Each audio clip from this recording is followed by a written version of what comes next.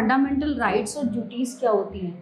तो marginalised communities मतलब जो एक जिनको जो एक मतलब एक मार्जिन मतलब जिनका एक वो होता है कि बस पर्टिकुलर यहाँ तक ये सीमित है, या ये एक इनके आगे एक ड्रॉ लाइन है कि ये जो कम्युनिटीज़ हैं, ये समितियाँ बस यहीं तक सीमित हैं, ऑल ओवर कंट्री से या सोसाइटी से उनका कोई लेना देना नहीं। ठीक है, तो आइए आज हम पढ़ेंगे कुछ फंडामेंटल राइट्स के बारे में। Fundamental rights, fundamental duties and directive principles of state policy. So the need for fundamental rights, good living conditions are necessary for the natural and proper growth and development of citizen of any country. ठीक है, अब इसमें क्या कहा गया है कि अच्छे से रहना, गुड लिविंग कंडीशन बहुत ज़रूरी है और बहुत नेचुरल प्रॉपर ग्रोथ बहुत ज़रूरी है एक डेवलपमेंट सिटीजन होने के लिए या डेवलपमेंट कंट्री होने के लिए। So besides fulfilment and satisfaction of our basic needs, we also need opportunities for self-development. So therefore some basic rights privilege must be given to people to make their life meaningful. ठीक है, कुछ क्या होते हैं, कुछ अधिकार होते हैं, कुछ तरीके होते हैं जो लाइफ को एक तरीके से चलाने के लिए। These are also essential for the successful working of democracy. The UN Declaration of Human Rights also affirms that all human beings are born free and equal in dignity and rights. So the Indian Constitution too guarantees 6 fundamental rights to all citizens of India. These rights include right to equality, यानी कि समानता का अधिकार। ठीक है, equality is one of the basic conditions for the successful implementation of democracy. The Indian Constitution guarantees 3 types of equality: legal, civil and social. ठीक है, 3 equality होती है ये, legal, civil and social. Number 1, legal equality means that all citizens of India, rich और poor are equal, है ना। जो भारत के सभी नागरिक हैं, चाहे वो गरीब है चाहे वो अमीर है, सभी जो है इक्वल है, बराबर है। Before the law does not discriminate between persons on the basis of religion, caste, creed, sex और सोशल स्टेटस। ठीक है, तो जो हमारा कानून है कोई डिस्क्रिमिनेशन नहीं करता, कोई भेदभाव नहीं करता किसी जाति को लेके, प्रजाति को लेके, गरीब अमीर को लेके, किसी धर्म को लेके। तो हमारे लॉ में जो है कोई भी ऐसा डिस्क्रिमिनेशन नहीं है। Number 2, civil equality means that all citizens of India have the right to vote, the right to be elected and the right to hold public office. Every citizen of India who possesses the prescribed qualifications is entitled to contest an election for any office and is eligible for government jobs without any discrimination. So the Constitution expressly prohibits the state from conferring any such titles on people as may create inequality in the country. However, the award of Bharat Ratna, Padma Bhushan, Padma Shri, etc. is not prohibited as these are conferred for outstanding contribution in some fields. ठीक है, जो अपनी field में अच्छा कर रहा है, बहुत अच्छा कर रहा है, उनके लिए अवार्ड्स है। कोई पर्टिकुलर किसी एक व्यक्ति के लिए नहीं है कि 1 या 2 लोगों को ये सरकार अपनी मर्जी से देती है। ठीक है, और number 3, social equality means that the citizens of India shall enjoy equal opportunities of education, employment and advancement in life. The scheduled caste, the backward caste and the scheduled tribes have been given special protection in the form of reservations in education and employment to bring them at par with other sections of society. ठीक है, तो जितने भी पिछड़े हुए लोग हैं, पिछड़ी जाति के लोग हैं, दलित लोग हैं, उनको क्या है, रिजर्वेशन, आरक्षण मिला हुआ है एजुकेशन को लेके, एम्प्लॉयमेंट में। ओके, तो उन लोगों को जो है एक अलग अपना सोसाइटी में वो देने के लिए। अनटचेबिलिटी यानी कि छुआछूत has been proclaimed to be an offence against human dignity. Right to freedom, है ना, यानी कि स्वतंत्रता का अधिकार। पहले आया हमारा समानता का अधिकार, नेक्स्ट वन है स्वतंत्रता का अधिकार। Earlier there was some more but at present the Constitution guarantees 6 types of freedom to the people of India. ठीक है, 6 तरह की आज़ादी जो मेन है हम लोगों को प्राप्त है। Freedom of speech and expression means that citizens of India can express their views on all matters of public importance through writing or speeches in public. Due to this freedom, the press in India is free to criticize the government. This freedom may be restricted if a person incites people to violence or when such speech is detrimental to the friendly relations with other countries and the security of India. Number 2, freedom to assemble peacefully and without arms means that citizens of India can hold public meeting and take out processions without carrying arms or resorting to violence. However, reasonable restrictions can be imposed on this right for maintaining general law and order.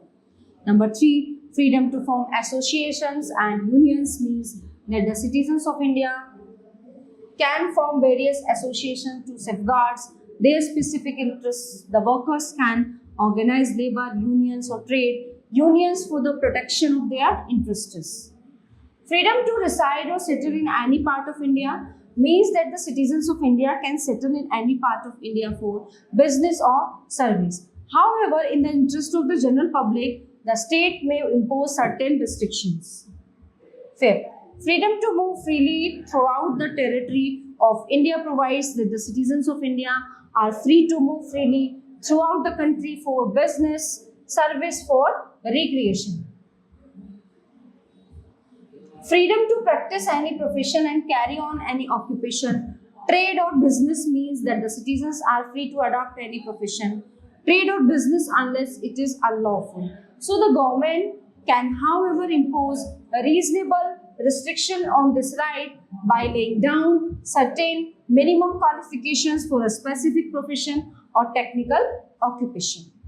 Right against exploitation. Poverty is the basic cause of exploitation of a large section of society. In rural areas, many people borrow money from moneylenders at very high rates of interest. As and when they are unable to pay back the money, so they are forced to work for the moneylender with almost no wages. This is called beggar or bonded labor. Similarly, women and children are also exploited. Poor children are employed in large numbers in many risky industries like fireworks, slate making, safety matches, mines, etc. So they work in extremely unhygienic conditions at very poor wages and for long hours. So the Constitution protects all such exploited sections by prohibiting beggar, child labor, trafficking in women, etc. Right to freedom of religion. India is a secular state. The state does not patronize a particular religion. Our constitution guarantees to its people that freedom to profess, practice and preach any religion they like. So they are free to manage their religious and charitable institutions on their own. Different religious communities can establish and set up their educational institutions where religious instructions can be imparted. Cultural and educational rights. In India, people speak different languages, follow different traditions, way of living and culture. The Constitution provides full freedom to people to develop their regional languages, script and literature. Vernacular schools and colleges may be established throughout India. The state provides financial aid to such institutions without any discrimination. The government also sponsors programs for encouraging the cultural activities of various communities. Right to constitutional remedies. This is the most important right as it protects all other rights enshrined by the Constitution. The right enables citizens to move the courts if any of his rights is violated. The fundamental rights are justiciable. The Constitution empowers the courts to issue rights order to the government to restore the rights of citizens on the petition of the citizen. It must be noted that the right to property was removed from the list of fundamental rights. Constitutional Amendment Act of 1978 made it a legal right. Nature of fundamental rights. Fundamental rights are universal in application. They are guaranteed to all the citizens without any discrimination on the basis of caste, color, creed, sex or religion. ठीक है, किसी को भी कोई right नहीं है भेदभाव करने का. Fundamental rights are justiciable If these rights are violated, the citizens may move the Supreme Court or High Court. अगर ऐसा कुछ फील करते हैं या होता है तो लोगों को सुप्रीम कोर्ट और हाई कोर्ट जाने की वो है आजादी. Fundamental rights are not absolute and final. Every right is restricted by certain limitations in the larger interest of the society.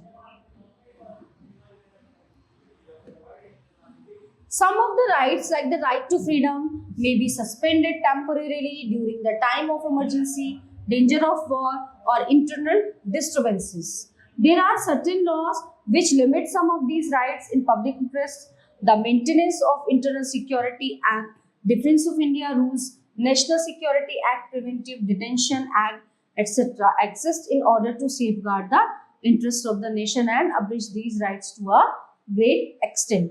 Directive Principles of State Policy. Part 4 of our Constitution has provided guidelines to the government to ensure the welfare of the people. So these guidelines are called Directive Principles. These principles are clear directives to promote a just social order. So the importance of these principles can be judged from the fact that the Supreme Court has referred to them as the conscience of the Constitution.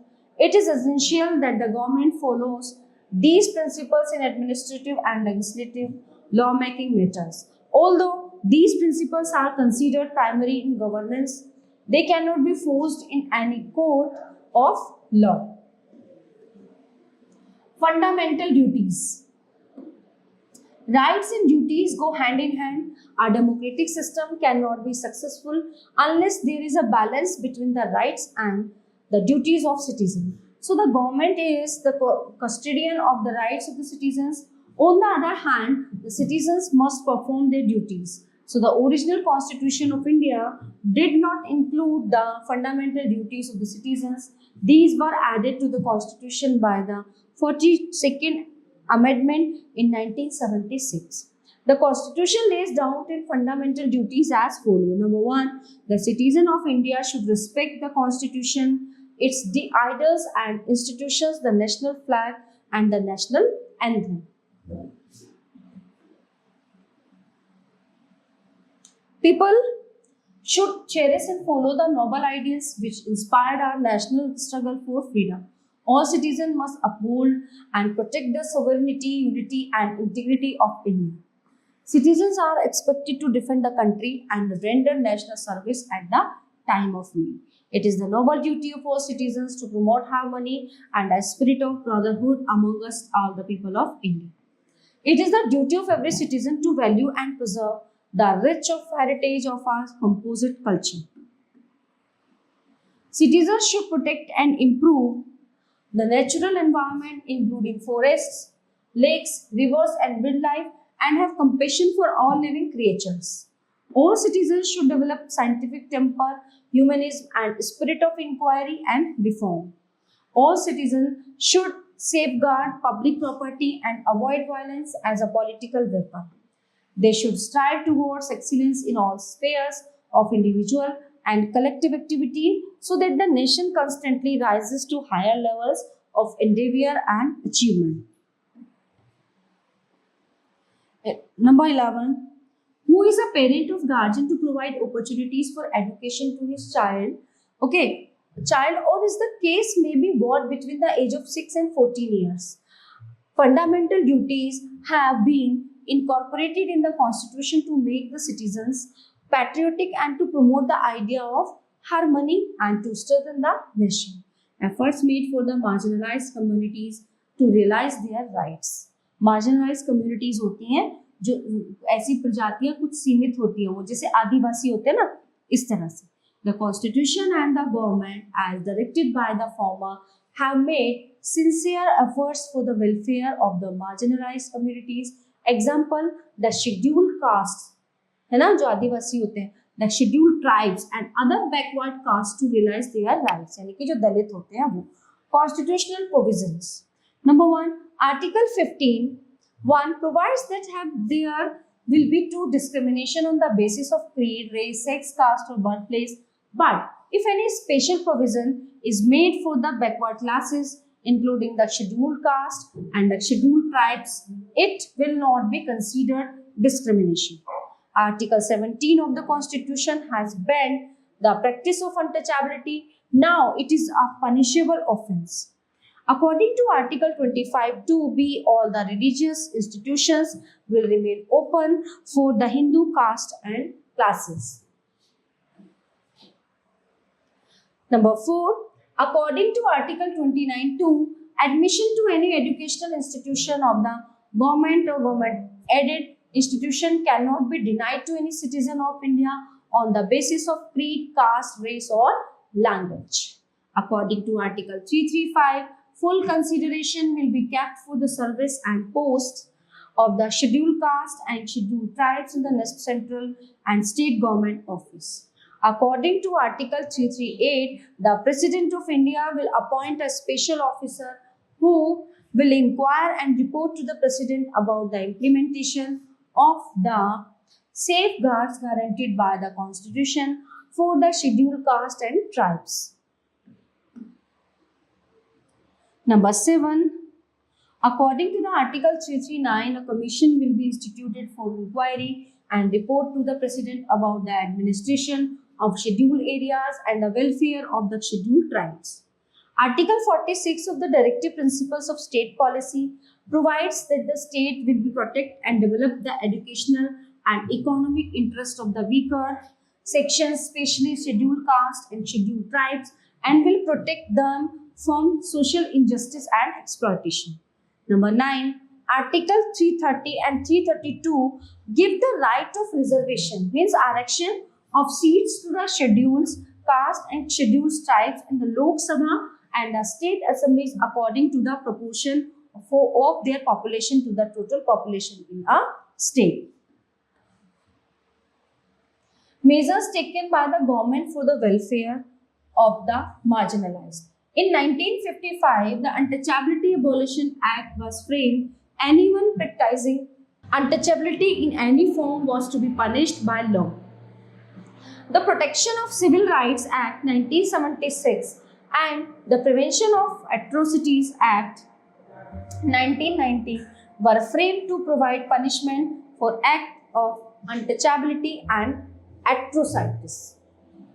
Adequate arrangements for the representation of the scheduled caste and tribes and other backward castes have been made.